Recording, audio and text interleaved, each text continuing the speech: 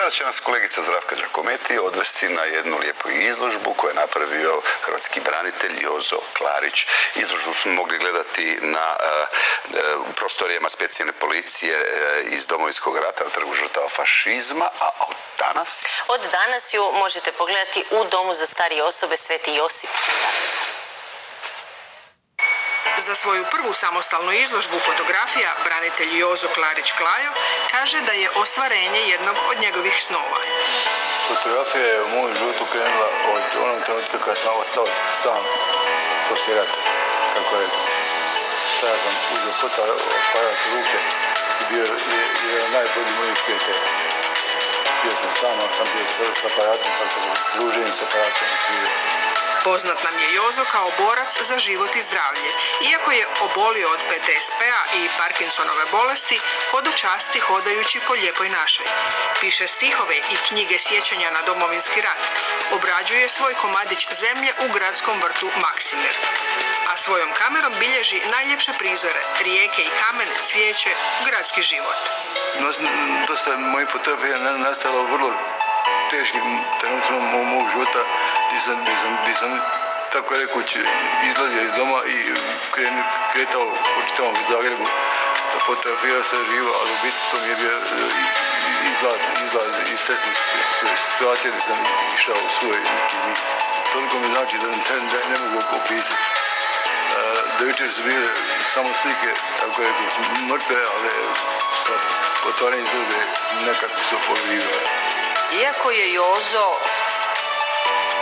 samouki fotograf, on doista je primjer jednog pravog istraživača. U najmanjem detalju pronalazi ljepotu prirode, ljepotu arhitekture i vrlo umješno spaja u svojim fotografijama to ruralno, prirodno i urbano. Dakle, ono što je stvorio Bog i ono što je naravno stvorila ruka čovjeka. U njegovim fotografijama vidi se taj iskreni pristup, ali isto tako ovim spomenutim vedutama Zagreba, kojih je i najviše na izložbi, vidi se u tim sutonima ili tim svitanjima oni trenuci kada je Jozo želio biti sam, kada je lutao sam gradom i kada se nekako iskreno družio on i naš grad Zagreb. Posebno nadahnuće za Klarićevo stvaralaštvo je njegov rodni kraj, Cetinska krajina. Izložbu obogaćuju i njegovi stihovi, a nerijetko oni upravo opisuju kadrove koje njegova kamera bilježi.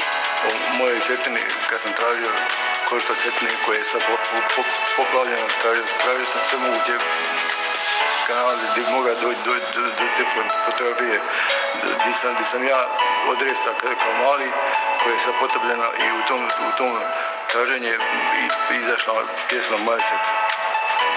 Prirodu, pejzaže, to je nešto posebno i makar sjeća mi nešto prekrasno. Ali uglavnom priroda je u mom srcu i u mojim genima, u mojoj krvi jednostavno priroda i sa prirodom sam živio i tako da je priroda nešto najbolje fotografije. On vrhunski snima upravo zbog te svoje neopterećenosti. On jednostavno se zaljubi u neki prizor i onda ga mora zabilježiti tim trećim okom objektiva fotoaparata.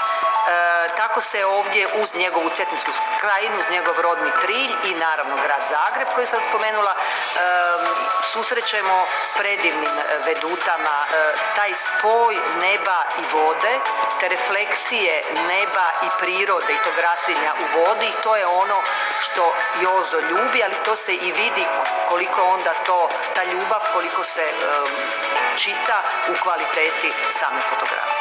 Jozo Klarić Klajo snimio je na tisuće fotografija. Neke su već nagrađivane i izlagane na skupnim izložbama u zemlji i svijetu. Na prvoj samostalnoj izloženo ih je 40-ak, a prate ih mnoge fotografije koje se vrte u digitalnom obliku. Iako u Zagrebu ne uspijeva riješiti stambeno pitanje, Jozino srce milosrdno je za potrebe drugih. Fotografije na izložbi rado bi prodao, a zarađeni novac donirao udovici s mnogo djece u rodnom kraju. Izložba koju je djelomično financiralo Ministarstvo hrvatskih branitelja, upotpunjena i drugim radovima, bit će prikazana u različitim izložbenim prostorima diljem naše zemlje.